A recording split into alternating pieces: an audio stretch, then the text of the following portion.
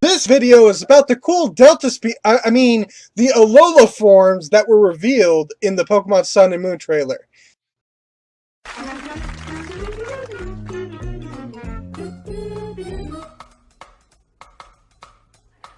Pokemon! Pokemon! Pokemon!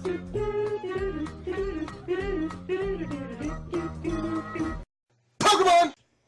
Hello everyone, I'm Dustin, and welcome to another Pokemon Sun and Pokemon Moon discussion. Today we're going to talk about the Alola forms. Now that wasn't the only thing that was revealed on August 1st, but I'm going to break these into 3 different videos. In this particular video, we're going to talk about the Alola forms. In the second video, I'm going to talk about the brand new Pokemon that were revealed. And finally, in the third one, I'm going to be talking about the Island Challenge as well as Z moves in that one particular video. So this is about the Alola form, so let's pretty much jump right into this particular video. Now, of course, the Alola Forms, which is a Pokemon that has adapted to its environment and completely changed typings. Well, not completely changed typings, but altered its typings. At least one just slightly changed its typing but, whatever. So we're not only going to discuss the confirmed ones, but there's one Pokemon in particular that might obviously be happening. Maybe. It doesn't depend. It does depend. So, and then of course what we have is what I would like to see. Of course, I'm not going to do all the Pokemon I'd like to see. I just chose one from each generation. And to be clear, this list, when I was making these notes, was those 6 Pokemon were very difficult, and I don't know if I'm completely happy with them, but they'll be interesting to see. So we'll go with the confirmed ones. One that might be confirmed, but depends entirely on the circumstances, and then what I would like to see in regards to Alola forms. So, of course, let's talk about the confirmed Alola forms. I will not discuss every detail. You'll have to go to like Pokemon.com, the English website, or wherever comfortable language you are to read more information on this, but I will go over what is listed on the website. So, of course, let's discuss the very first one, and its Executor. Not only are the Alola forms past generation Pokemon with brand new typings or changed typings, but their appearance has also changed. While the other Pokemon have fairly drastic changes, nothing has been more drastic than, of course, Executor. Executor was typically your average palm tree looking thing or whatever, with coconut heads and everything, but now Alolan Executor possesses an extremely long neck as well as a head on its new tail. I think it has a new tail, but I'm not entirely sure. But not only that, its psychic typing has changed to a dragon type. Now, people are concerned about this. Why is Executor a dragon type? Dragon type, for some Pokemon, take a clever spin on the concept of dragon. If a Pokemon has anything to do with the dragon, they tend to become dragon in some fashion. For example, Ampharos. Ampharos is basically a naked sheep and doesn't really look too much like a dragon. However, I find that kind of debatable since it really doesn't look much like a sheep anymore. But anyway, the point is, its Japanese is Denryu, and Ryu, I believe, is in reference to dragon. So therefore, its name would be translated, its whole name would be Electric Dragon. So that's why Ampharos has a dragon type. I wouldn't be surprised if there was a mega form of Excadrill that also became a dragon type, because Dorizuru, I believe is its Japanese, has Ryu in it, which is dragon. So, yeah, and it might explain why in the anime Iris had an Excadrill was for that particular reason. So, of course, then this trend also seems to follow, or this concept of typing a dragon after a Pokemon based on what they are or what their name is or whatever it is. And the prime examples for this are Dragalge as well as the Gumi line. Dragalge is based off of a creature in real life called the Weedy Sea Dragon in its name. So that's why it's in fact a dragon type, at least Dragalge anyway. Same with Kingdra, I believe. And then Gumi is based on the blue dragon sea slug. So that's why the Gumi line is in fact a dragon type for that. Although, while I can understand why people would be like, why is Gumi and Slugoo a dragon type? I think Goodra is outright just simply a dragon type. I mean, there's no way that you can argue that that's not a dragon type. I mean, it'd be hard pressed for me to believe that it would just be any pure or alternative dual typing that it would be. So anyway, so for example, I wouldn't be surprised if in the future there was like some sort of mammal or bird creature called Big Bug that if it were to be translated into the games would also possess the bug typing. So that's something to be important about or whatever. Sometimes they take that. Apologies for the jump cut, but I had to stop the video, so that's why things are a little bit different. It's taking me a while to get back in regards to the video. So where I was where I was leaving off was we were going to talk. We were gonna go back into Executor after I discussed all the why Pokemon are like dragon types when it doesn't really seem any like it makes any sense. So let's go and go back to Executor and explain why it is a dragon type. So of course it's because, and while it's not completely accurate, it seems to be enough of an explanation that Executor is part dragon because it seems to be there's some similarities of it being based on a cactus which produces dragon fruit. Now I've looked up on Google images and stuff, and there's one image in particular that looks a lot like Executor, at least in the palm tree stem part of the picture that you'll like see over here. And of course it kind of looks like Executor. I mean, I don't know if that's accurate to what it actually is. I don't know if the stem part is what it is, but that stem looking thing does in fact look like Executor, so I think that's maybe what they were going for. Something that produces dragon fruit would make sense being dragon based on my explanation before. Also, since I did make a jump cut, my computer is a lot louder because it's a lot hotter. The day's been going so on and so forth. So if you can hear my fan, I apologize. I don't think it's loud enough for me to have my other fan on low, but the one that cools me down. But anyway, so that's pretty much it. So I think while it might be a stretch, that's what Executor is in regards to Dragon type. I think that's enough. So moving on real quick, it should be known that all the Alolan forms, of course, have the same names as past generation Pokemon. They also possess different aspects, though, as well as keeping the same name. I think they keep the same species. Like, I forgot what Executor is, but you know, I don't think its species classification changed at all.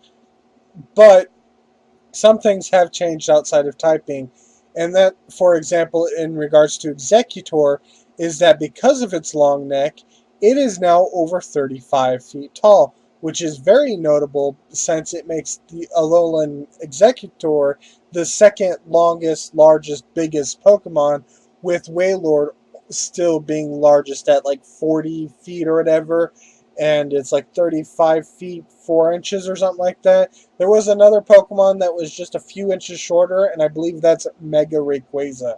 So Executor is taller than Rayquaza, which is amazing because that thing is... I don't know if the anime will ever depict this in regards to the anime, but wow, I can't wait to see if we can get comparative sizes like in the old generation games. I don't know if they stopped doing this, but you know, like when your character was measured up to that particular Pokemon, it'd be interesting to see what Alolan Executor would look like or whatever. But there's also one other thing. Alolan Executor also has the ability Frisk, which I believe tells the trainer what held item the opponent has. So if your Pokemon frisks the opponent and finds a Lumberry or whatever, then of course it'll tell you holding a Lumberry. So of course, let's move on to the other Alolan forms. Vulpix, the fire-type fox Pokemon that we got. Vulpix decided to move to colder climates to avoid habitats with other Pokemon. The cold climate changed Vulpix and turned it into an ice type with Snowcloak as an ability, which increases evasion under hail conditions, which I find hilarious and makes sense given that it became that way to avoid Pokemon. So it uses that Snowcloak to avoid Pokemon, and that's why it changed to the Ice type. So I thought that was pretty clever. So not only does Alola's Vulpix type completely change from fire to ice, but its body also seems to reflect this as well. It's completely white. It's got blue eyes. I don't know if that's a common for Vulpix or whatever, but its blue eyes are like cold and icy looking, and its hair and tails have slightly changed. It's like it's not the most prominent. It's not as prominent as with like Vulpix or whatever. And the interesting thing about Alolan Vulpix is that it doesn't do well with heat, which is funny because it was once a fire type. So it becoming an ice type and then not faring against heat is actually kind of funny. So then, of course, the Alolan Vulpix evolves into the Alolan Ninetales. So, which is basically the same thing, only with Ninetales adapting to the climate and stuff or whatever. But not only is it an ice type, it's also part fairy, so it can be ice fairy. So it's an ice fairy Pokemon. On top of that, it also possesses Snowcloak as an ability. As for design differences, it looks more elegant and normal, more elegant than normal Ninetales. And of course, I'll put a Ninetales and I'll compare it a little bit. Maybe one regular Ninetales will be down here, and not Alolan Form Ninetales will be up there. So yeah, it doesn't really have the notable Ninetales as you know how Ninetales was Ninetales because it had a tail that was split into 9 parts or whatever. Alolan Ninetales doesn't really have this in this particular image. Instead, what we see is like a big fluffy icy snowy tail or whatever that kind of is split into maybe 9 parts. So it does change appearance, which is really nice. So anyway, Alolan Ninetales are treated as sacred emissaries that people meet with awe and fear. It shows no mercy to anyone or anything that tries to damage its territory. Alolan Ninetales can fire pretty much ice bullets that can even pulverize rock, which was interesting, and I kind of like that. So yeah, Alolan Ninetales is pretty nice. Vulpix is too. It's going to be an amazing addition to Pokemon Sun and Moon. And of course, there's one other evolutionary line that also have Alolan forms, and that's the good old Sandshrew line. Found in desert-like areas or even caves until tragically at some point, due to frequent volcanic seismic activity, forced Sandshrew to the cold icy areas of a snowy mountain, and as a result of adapting to the climate change, Alolan Sandshrew are now ice and steel with Snowcloak as an ability. This one I'm a little upset about in regards to its ability. I don't really care most of the time, but I am a little disappointed that not only do the Vulpix and Ninetales have Snowcloak, but Sandshrew and I believe Alolan Sandslash also has Snowcloak as an ability. That's kind of annoying because while these Alolan forms are great having these different abilities, it's like you could have done something a little bit more impressive, like Frisk on a Alolan Executor. That's kind of weird. Snowcloak makes sense for Vulpix. I don't know about Ninetales and having Sandshrew and Sandslash. It's like they could have been a little bit more creative in regards to the ability instead of basically being carbon copies of one another.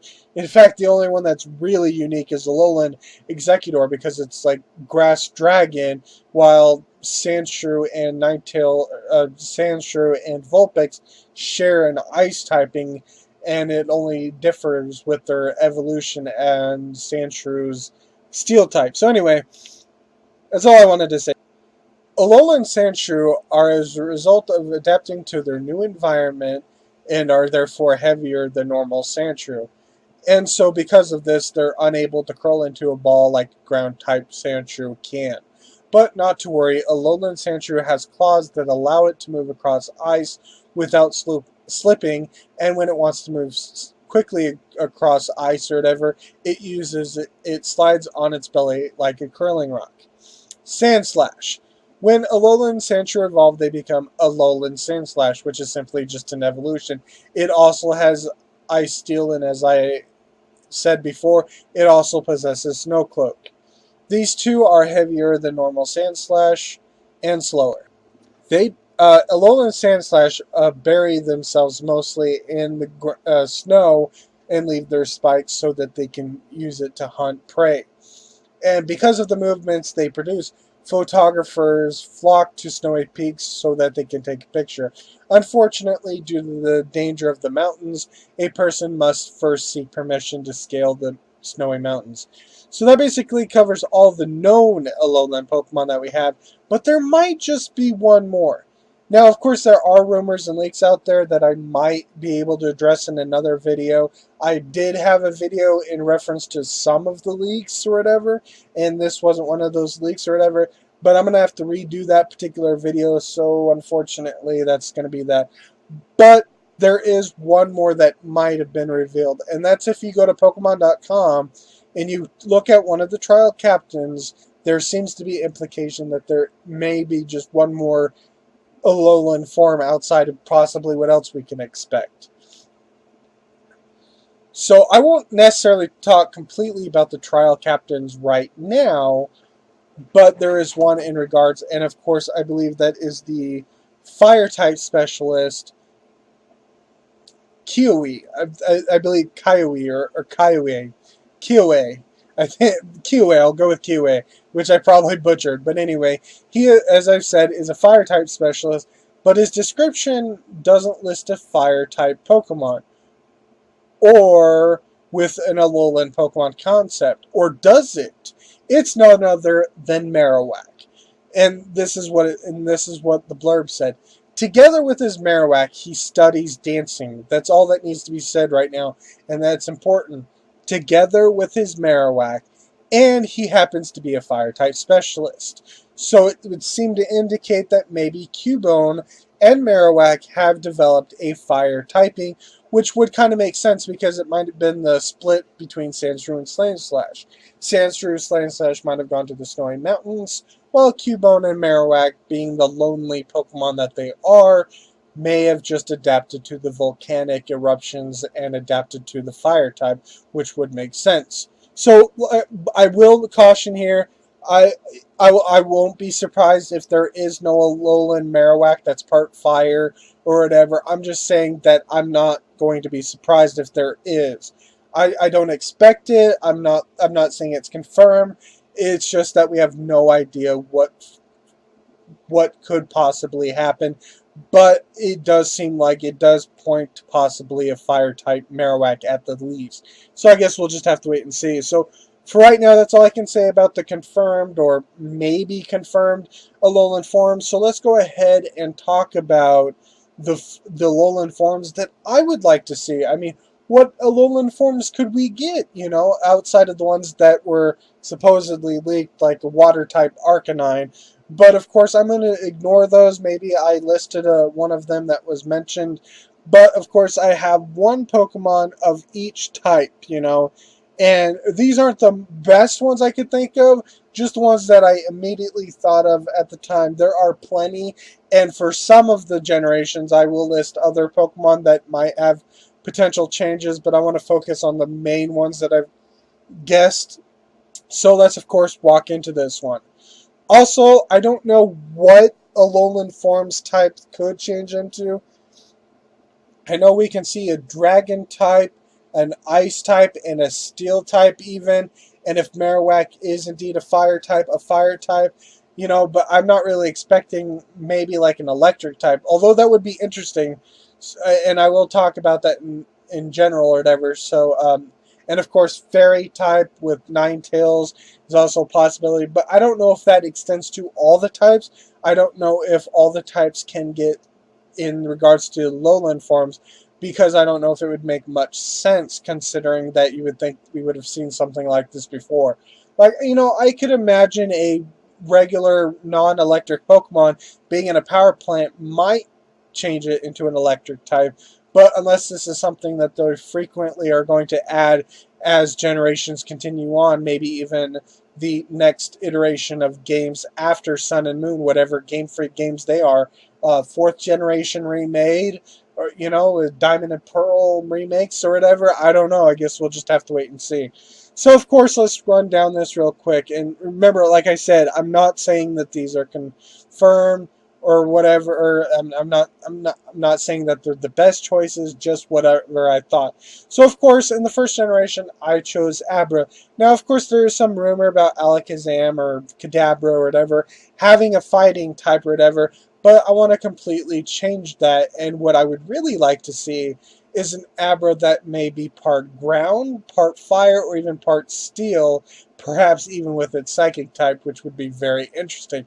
I would love to see like Alakazam like on fire or whatever, and since Alakazam has a Mega Evolution, what would Mega Alolan Alakazam look like that? I also suggested maybe Rhyhorn being part electric or part water would definitely be interesting, but water would make sense given that it's the Alolan region. That was another type that probably would make sense. I don't know about the electric type, but who knows? Maybe we'll see something like that. So with second generation, I went with Sunkern and Sunflora as being part fire. They could keep the grass typing, but also part fire because Sunkern, Sunflora. Granted, that doesn't always mean the case, but yeah, it would be interesting if they were part fire. Maybe because they had to deal with volcanic eruptions or whatever, being near forest-like areas or whatever. But if not, I also thought it would be interesting if Sudowoodo was part fire, steel, or water, on top of maybe its rock typing. That would have been interesting. But then I remembered Sunkern and Sunflora. I was like, oh yeah, part fire would be interesting. Because I did come up with like an evolution for Sunflora, at least in one of my just fan fiction things that I was doing. I was like creating a Pokedex of like brand new Pokemon. I think I did create like an evolution of Sunflora that would also be part fire. So yeah, it'd be interesting if that was the case. So for third generation, while there are multiple possibilities, I went with the Trapinch line because there could be a possibility of multiple Alolan forms of Trapinch. So for example, like Flygon, the end evolution, could we get something like a fire dragon Flygon, a water dragon Flygon, or even an ice dragon Flygon? Which would be really cool, and it would be epic to see something like that for Flygon, which is why I chose that. There were other things that would have been interesting, but I'm interested in a Alolan Flygon, see what they would do with that. So fourth generation was really hard for me, and and so I kind of like thought of it, and I didn't think it would make much sense, but you know how Electivire and Magmortar are counter each other, like they both require the Electromizer or Magmamizer to evolve, and they're like so connected that it seems like they're counterparts or whatever. And this isn't the main Pokemon that I chose, but at the time I was making this list, I was thinking, what if Electivire was electric fire and Mortar was fire electric? And then I was like, I don't know if that'd make any sense, but it was just something that popped in my head. And I also thought, Yanmega could be part dragon, but I decided to go with Skorupi and Drapion. It would be very interesting to see something like this. Skorupi could be like ground poison or ground bug, and Drapion could then be poison ground or even ground dart.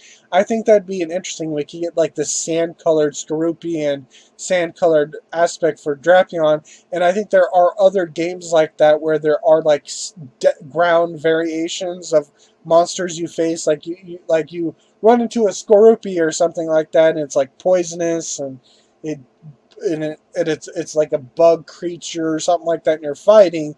But then when you find one in the desert, perhaps you'll see like a ground variant or one that like shoots sand at you or whatever. So that's where I was going with, and I thought that was pretty interesting. So fifth generation, I immediately chose Cubchoo without actually thinking of it. And I thought, what if the inverse happened? You know, like how Vulpix became an ice type.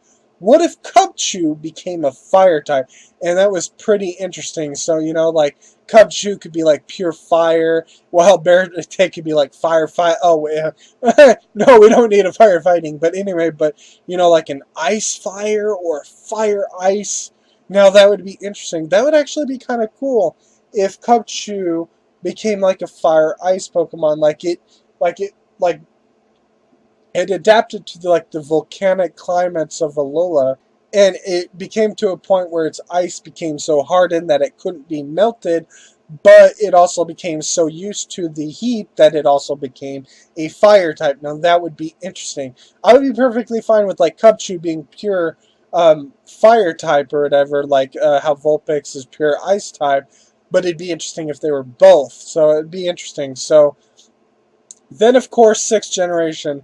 This is the first one that I thought about. It wasn't one that I really didn't look too much into. The 6th generation, I didn't look very much into their generation Pokemon to see what would be interesting if they had a Alolan form or whatever. But when I thought about Alolan forms, I immediately thought of Pumpkaboo or even Gourgeist, and I thought it'd be interesting if they were if they were part fire, whether that was fire ghost or grass fire. And I think that would make sense because then we could get our true uh, jack-o'-lantern Pokemon that I was hoping that Pumpkaboo was going to be. But then, of course, basically Pumpkaboo evolved into just a gourd, and I realized that's a pumpkin. What a pumpkin is a type of gourd, but even so, it was a little disappointing. So anyway, yeah, that's all I'm going to say right now.